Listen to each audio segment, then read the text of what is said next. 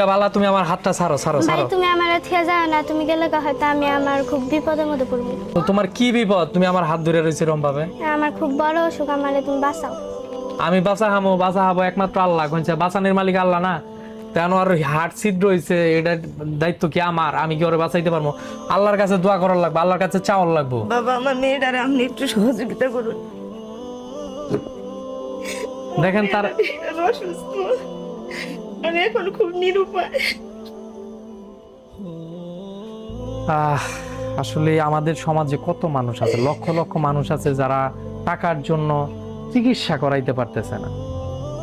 আজকে তার একটা মাত্র মেয়ে, তার কোনো ছেলে নাই, শুধুমাত্র একটা মেয়ে। আমি 4 মাস যাবতে অসুস্থতার নিকে অনেক চিকিৎসা করছি, এখন পর্যন্ত সঠিকভাবে চিকিৎসা করতে পারি নাই।